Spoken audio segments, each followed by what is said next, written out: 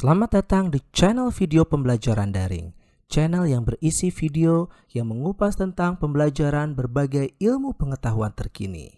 Sekarang, teman-teman ada di playlist pembelajaran manajemen strategi.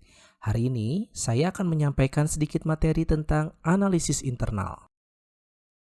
Analisis SWOT atau akronim dari Strengths, Weaknesses, Opportunities, dan Threats merupakan suatu teknik yang digunakan oleh manajemen di dalam perusahaan guna melakukan penyorotan yang cepat atas situasi strategis perusahaan. Mari kita pahami satu persatu. Yang pertama adalah strength atau kekuatan. Strength merupakan sumber daya atau kemampuan perusahaan yang membuat perusahaan ini relatif lebih unggul dibandingkan dengan pesaingnya di dalam memenuhi kebutuhan pelanggan yang dilayaninya. Misalnya, kekuatan dari perusahaan Gojek adalah memiliki jaringan driver yang lebih luas dibandingkan dengan ojek online yang lain. Yang kedua adalah weaknesses atau kelemahan perusahaan yang merupakan keterbatasan atau kekurangan dalam satu atau lebih sumber daya atau kemampuan perusahaan yang relatif terhadap pesaingnya, yang mana kelemahan ini biasanya menjadi hambatan di dalam memenuhi kebutuhan pelanggan secara efektif.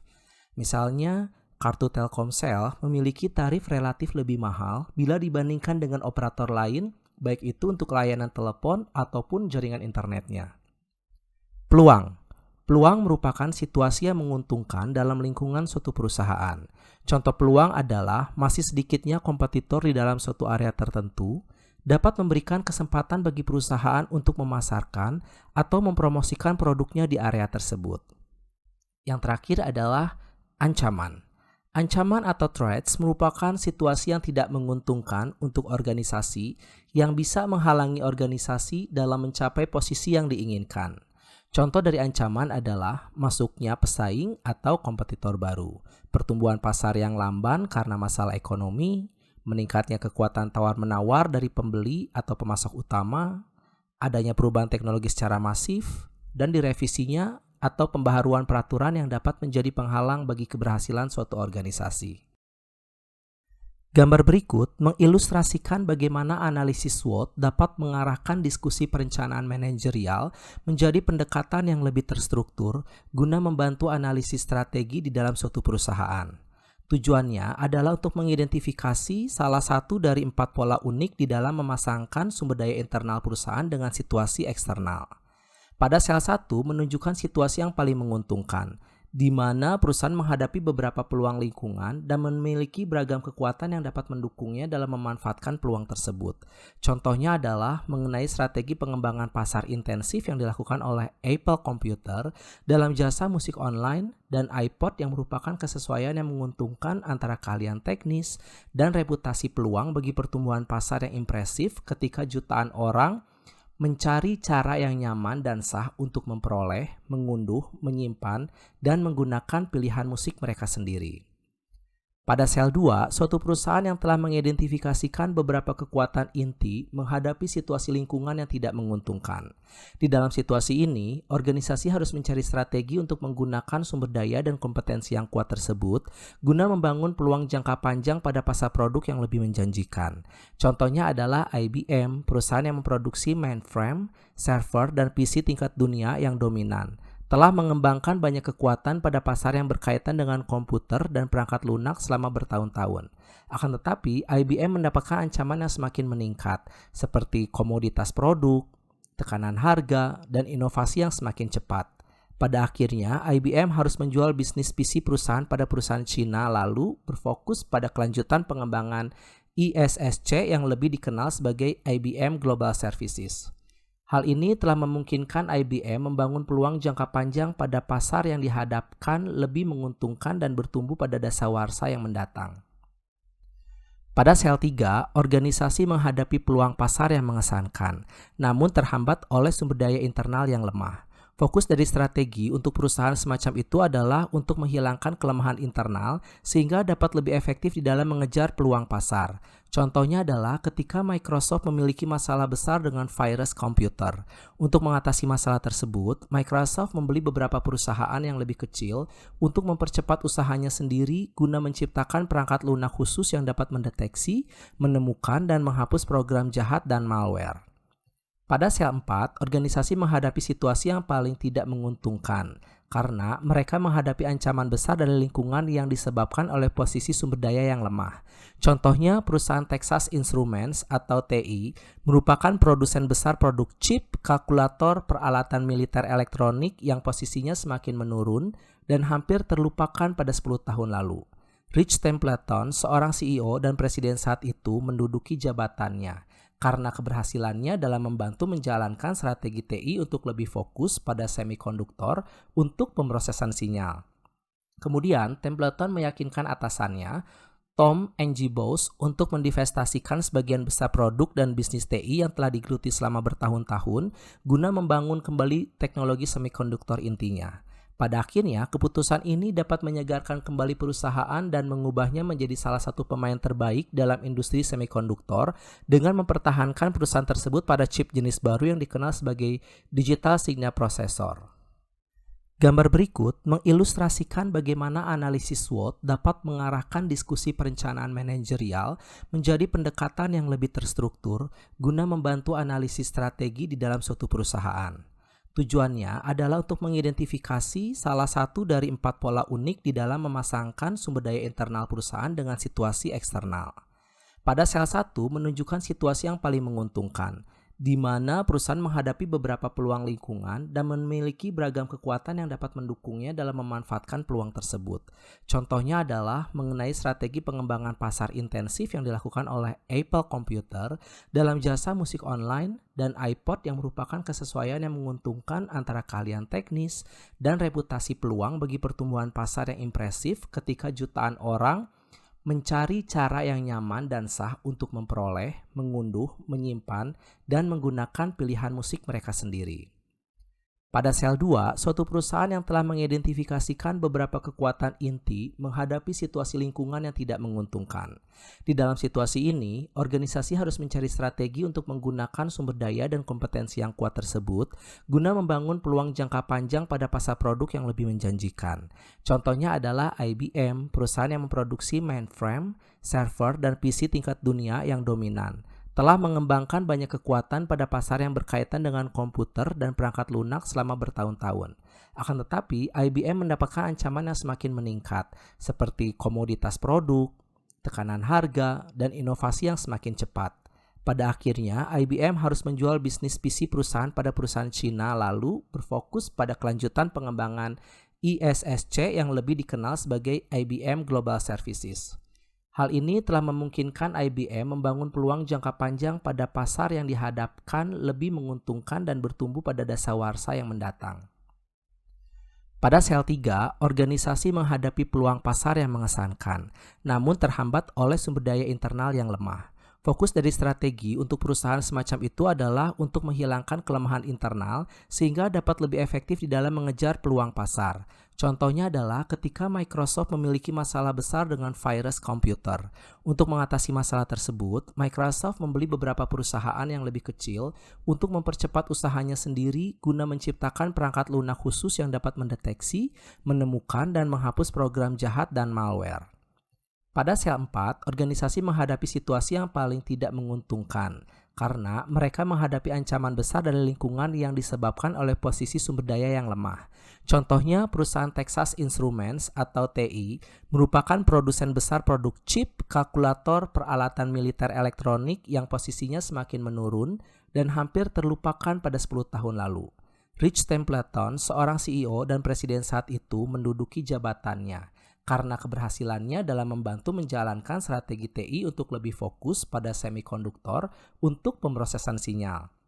Kemudian, Templeton meyakinkan atasannya, Tom Ng Bose, untuk mendivestasikan sebagian besar produk dan bisnis TI yang telah digeluti selama bertahun-tahun guna membangun kembali teknologi semikonduktor intinya. Pada akhirnya, keputusan ini dapat menyegarkan kembali perusahaan dan mengubahnya menjadi salah satu pemain terbaik dalam industri semikonduktor dengan mempertahankan perusahaan tersebut pada chip jenis baru yang dikenal sebagai Digital Signal Processor.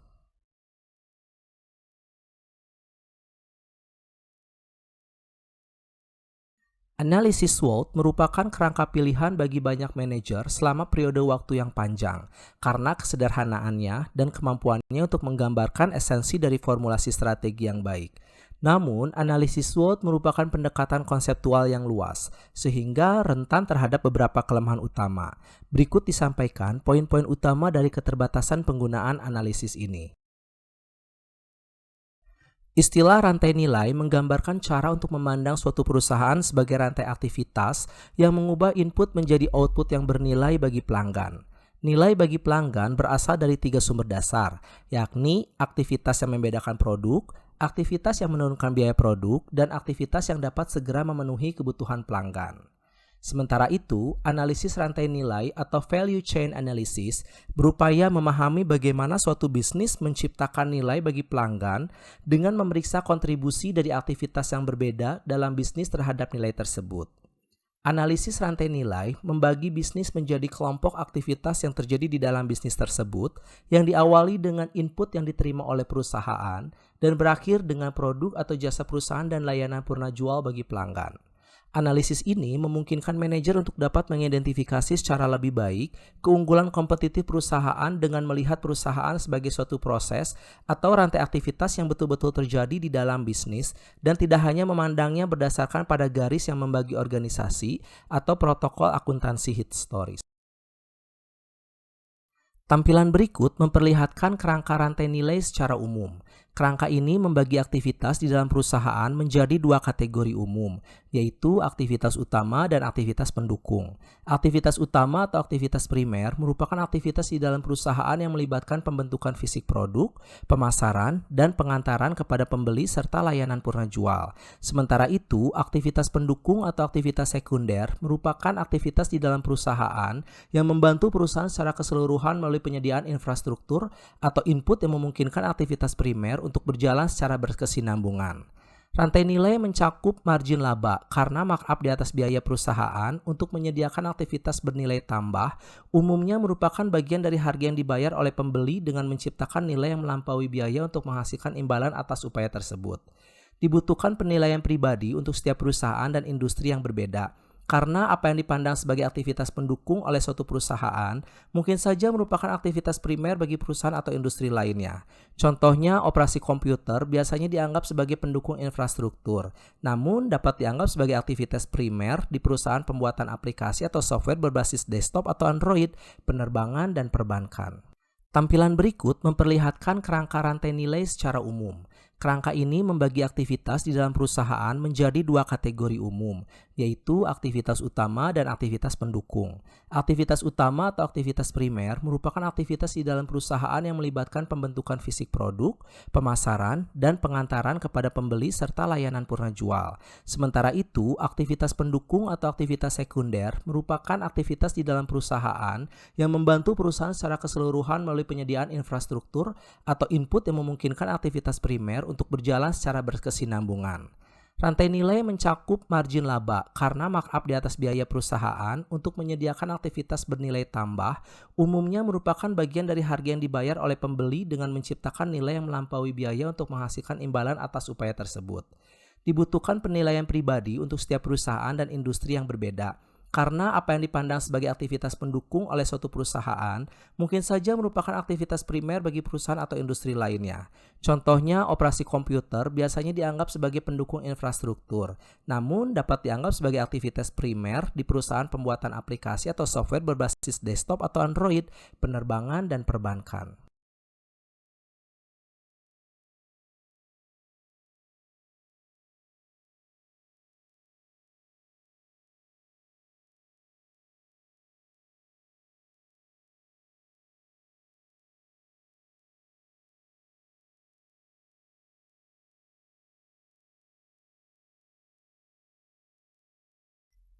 Dasar asumsi research-based view atau pandangan berbasis sumber adalah bahwa perusahaan berbeda secara fundamental karena setiap perusahaan memiliki kumpulan sumber daya yang unik, berupa aset berwujud dan tak berwujud serta kapabilitas organisasi untuk memanfaatkan aset tersebut.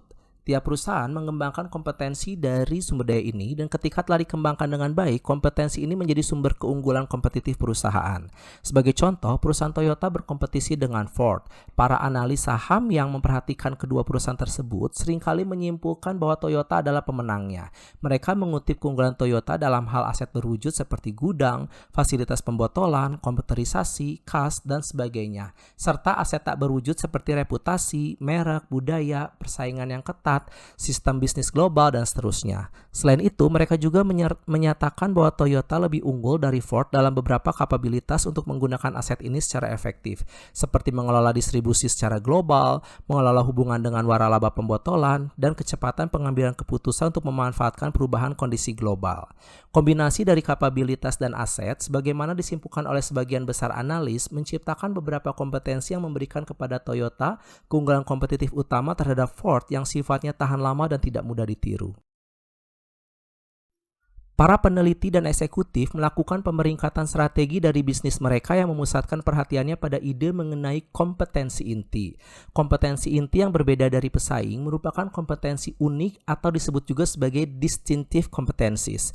Contohnya kompetensi Apple dalam memanfaatkan teknologi yang tersedia dan perangkat lunak dari perusahaan lain serta menggabungkan kedua hal ini dan keterampilan desain produknya dan perkenalan produk barunya menghasilkan suatu kompetensi inovatif yang berbeda dan unik dari pesaing Apple. Kompetensi unik yang diidentifikasi dan dipelihara di seluruh bagian perusahaan memungkinkan perusahaan untuk menjalankan kompetensi ini secara efektif dan untuk menyediakan produk atau jasa kepada pelanggan yang lebih unggul dibandingkan penawaran pesaing, menjadi dasar bagi keunggulan kompetitif yang tahan lama. Para eksekutif antusias bahwa tugas mereka sebagai pembuat strategi adalah dengan mengidentifikasi dan meningkatkan kompetensi inti.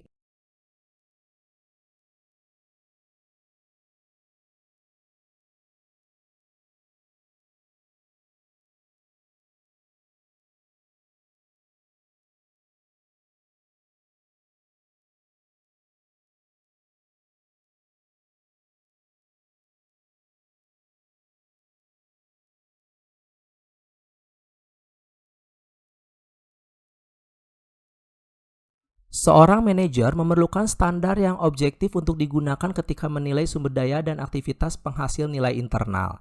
Apakah menggunakan analisis SWOT, analisis rantai nilai, atau pandangan berbasis sumber daya. Para pembuat strategi mengandalkan 3 perspektif dasar ini untuk mengevaluasi bagaimana perusahaannya dapat meningkatkan kapabilitas internalnya. Berikut pembahasan mengenai ketiga perspektif tersebut. Yang pertama, perbandingan dengan kinerja masa lalu. Para pembuat strategi menggunakan pengalaman historis perusahaan sebagai dasar untuk mengevaluasi faktor internal. Manajer lebih terbiasa dengan kapabilitas dan masalah internal perusahaannya karena mereka terlibat dalam aktivitas keuangan, pemasaran, produksi, dan research and development. Oleh karena itu, tidak mengherankan jika penilaian seorang manajer mengenai apakah faktor internal tertentu merupakan kekuatan atau kelemahan akan sangat dipengaruhi oleh pengalamannya terkait faktor-faktor tersebut. Yang kedua, membandingkan dengan perusahaan kompetitor. Perusahaan-perusahaan pada industri yang sama seringkali memiliki keahlian pasar, sumber daya keuangan, fasilitas dan lokasi operasi, pengetahuan teknis, citra merek, tingkat integrasi, dan kemampuan manajerial yang berbeda. Sumber daya internal yang berbeda ini dapat menjadi kekuatan atau kelemahan relatif bergantung pada strategi yang dipilih oleh perusahaan. Dalam memilih suatu strategi, manajer seharusnya membandingkan kapabilitas internal utama perusahaan dengan pesaingnya, sehingga dengan demikian perusahaan dapat mengisolasikan kekuatan dan kelemahan utamanya. Yang ketiga, perbandingan dengan faktor keberhasilan di dalam industri. Teman-teman bisa membuka kembali pada video keempat, video pembelajaran yang berkaitan dengan lingkungan eksternal perusahaan. Di dalam video tersebut, perusahaan harus mengidentifikasi faktor-faktor yang berkaitan dengan partisipasi yang berhasil di dalam suatu industri. Penentu keberhasilan utama di dalam suatu industri dapat digunakan untuk mengidentifikasi kekuatan dan kelemahan internal perusahaan. Dengan meneliti para pesaing industri serta kebutuhan pelanggan, struktur industri vertikal, saluran distribusi biaya, hambatan bagi masuknya pendatang baru, ketersediaan barang substitusi dan pemasok, para pembuat strategi mencoba menentukan apakah kapabilitas internal perusahaan saat ini mencerminkan kekuatan atau kelemahan pada era persaingan baru. Yang terakhir adalah siklus hidup produk. Konsep ini menjelaskan penjualan, profitabilitas, dan kompetensi dari produk yang merupakan kunci pendorong keberhasilan produk tersebut seiring dengan pergerakannya melalui tahapan yang berurutan mulai dari pengembangan, perkenalan, sampai pertumbuhan kedewasaan, penurunan, dan keluarnya dari pasar. Sekian pembelajaran kita hari ini. Agar dapat memahami lebih lanjut tentang pembelajaran kita hari ini, silakan teman-teman untuk menjawab pertanyaan berikut. Setelah itu, teman-teman bisa share, like, dan subscribe channel pembelajaran daring ini agar kita semua mendapatkan nilai manfaatnya. Terima kasih dan sampai jumpa di video pembelajaran selanjutnya.